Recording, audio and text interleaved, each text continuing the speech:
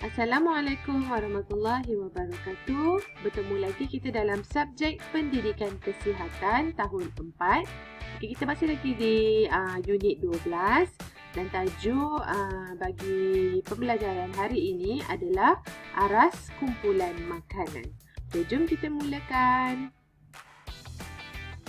Jadi pada akhir pembelajaran hari ini, murid dapat pertama, mengenali piramid makanan Malaysia. Kedua, mengenal pasti perbezaan piramid makanan Malaysia 2010 dan 2020. Ketiga, mengenali 4 aras piramid makanan Malaysia. Keempat, mengetahui kepentingan mengambil pelbagai jenis makanan daripada piramid makanan Malaysia. Dan kelima, menghasilkan piramid makanan saya. Jadi kita tengok dulu. Yang pertama, apakah itu piramid makanan Malaysia? Sumber teacher ambil gambar rajah ni adalah daripada portal rasmi KKM. Ini adalah yang terbaru, iaitu pada tahun 2020. Kalau kamu tengok dalam buku teks kamu, buku teks pendidikan kesihatan, mungkin ada sedikit perbezaan. Memang ada perbezaan kerana buku itu diterbitkan pada tahun 2019. Manakala piramid makanan Malaysia yang terbaru dikeluarkan pada tahun 2020. Jadi kita kena rujuk yang terkini lah, iaitu yang teacher ambil daripada portal rasmi KKM. Piramid makanan Malaysia memberi panduan kepada kita dalam menentukan jenis dan kuantiti makanan yang perlu diambil setiap hari mengikut kumpulan makanan. Inilah rupa terbaru dia. Tengok dulu sekejap. Nanti teacher akan terangkan satu persatu setiap aras. Sekarang kita tengok pula apakah perbezaan piramid makanan Malaysia 2010 dan 2020. Yang sebelah sini 2010 dan sebelah sini 2020. Kamu nampak tak apa perbezaan dia? Masih lagi 4 aras sama.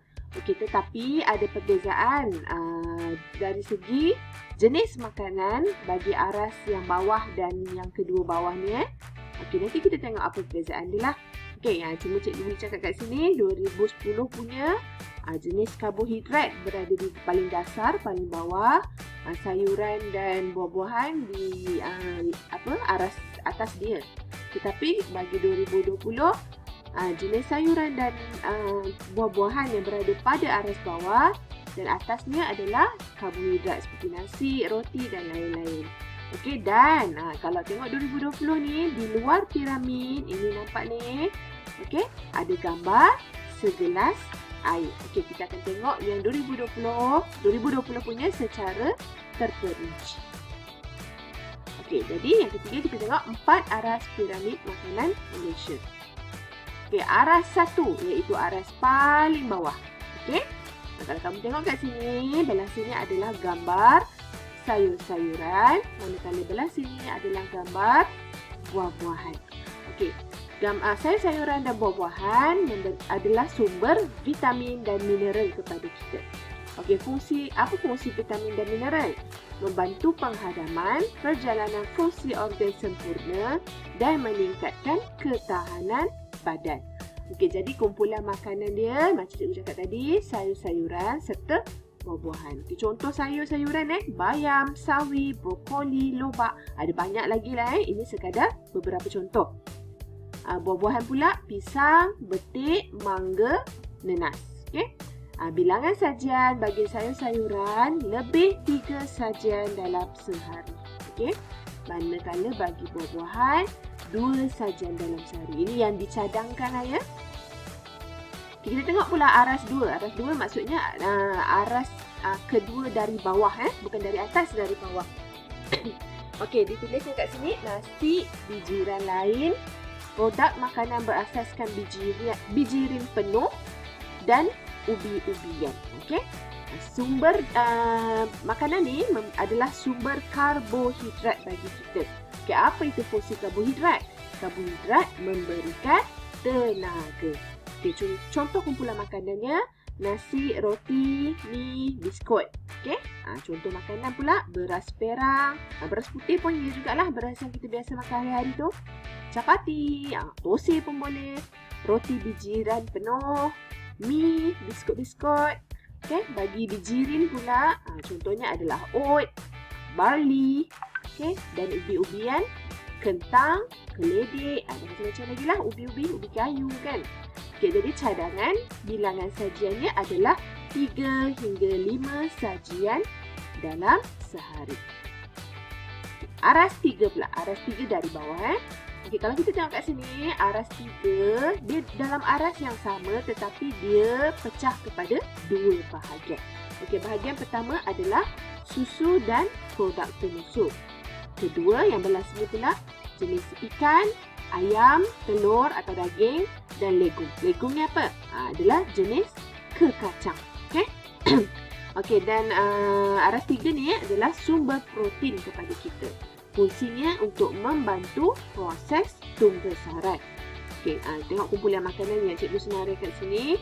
Susu, produk penusu, contohnya susu segar. Okey, produk penusunya contohnya apa? Keju. Okey, yogurt pun dia. Okey, produk penusu. Dan bilangan sajian yang dicadangkan adalah 2 sajian. Okey, seterusnya ikan seperti ikan kembung, ikan siakap, ikan apa lagi? Macam-macam ada jenis ikan, ikan tongkol. Okey, cadangan sajian adalah 1 sajian. Ayam, telur atau daging. Okey, contoh makanan samalah ada ayam, tak kisahlah ayam bandar ke, ayam kampung ke. Okey, telur ayam, telur itik. Okey, daging 1 hingga 2 sajian dalam sehari. Dan legum, okey, jenis kekacang contohnya kacang tanah, kacang hijau. Okey. Bilangan sajiannya adalah 1 sajian dalam sehari. Dan aras 4 iaitu aras paling atas di puncaknya okey, yang tajam ni bentuk lebih kurang segitiga ni. Okey, kalau kamu tengok sini dikata hadkan pengambilan lemak, minyak, gula dan garam. Okey, maksudnya ambil paling sedikitlah Okey, dia memberikan sumber tenaga dan nutrien. Fungsinya adalah untuk membekalkan tenaga serta sebagai penebat haba. Okey, jadi kumpulan makanan adalah seperti lemak, minyak, gula dan garam. Contoh makanan, santan, sos, kicap, minyak, gula dan garam. Okey, dan bilangan saja dia nyatakan hadkan pengambilan. Bukannya tak boleh ambil, boleh, tetapi tak boleh ambil secara berlebihan. Sikit sahaja dalam sehari. Okey. Okey, dan ada tambahan macam cikgu cakap tadi. Okey, di luar piramid tu ada satu gambar segelas air. Okey.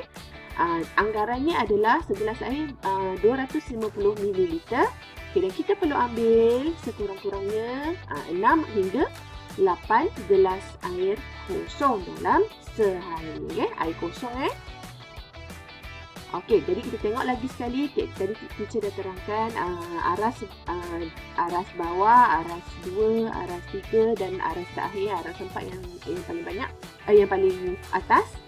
Okey, dan juga gambar air. Okey. Jadi kalau kamu tengok kat sini, yang paling aras bawah ni paling besar. Okey. Dia makin mengecil ke atas. Maksudnya yang paling besar yang perlu kita makan paling banyak lah. Okay, yang ni kedua banyak. Yang ini semakin sikit. Dan yang paling atas ni semakin sikit lah kita kena ambil. Dah kena hadkan pengambilan dia. Okey, jadi seterusnya kita tengok apakah kepentingan mengambil pelbagai jenis makanan daripada piramid makanan Malaysia. Yang pertama, tubuh mendapat semua vitamin dan zat galian yang mencukupi. Kedua, perkembangan mental dan fizikal yang sihat. Okey, bukan saja tubuh badan dan emosi kita mungkin juga akan sihat. Ketiga, boleh mengawal berat badan agar tidak berlebihan atau kekurangan. Okey, tidak terlalu berat dan tidak terlalu ringan. Okey, berada dalam BMI yang normal. Dan keempat, membantu menghindari penyakit. Kita pun tahu macam mana saja penyakit orang Malaysia hidapi. Contohnya apa? Diabetes, darah tinggi, hypertension kan. Apa lagi penyakitnya? Sakit jantung. Okey, bila kita makan pemakanan yang sihat, insya-Allah boleh membantu menghindari penyakit. Okey, dan terakhir sekali, tugasan bagi minggu ini. Okey, pertama, cikgu nak kamu lukis piramid makanan saya di dalam buku tulis pendidikan kesihatan, atau tak ada, boleh lukis dekat mana-mana kertas. Okey, lukis dengan besar dan memenuhi satu muka surat buku kamu. Okeynya satu muka surat tu biar penuh lah, jangan kecil je kat situ. Okey, biar besar satu muka surat tu. Kedua, bagi setiap aras, okey, kamu lukis macam ni lah ada 4 aras kat sini. Aras yang ketiga ni ada pembahagi tengah dia. Okey, bagi setiap aras, kamu lukis dan labelkan sekurang-kurangnya 3 jenis makanan kegemaran kamu. Pastikan jenis makanan sesuai bagi setiap aras. Okey, contohnya aras bawah tadi cikgu cakap apa?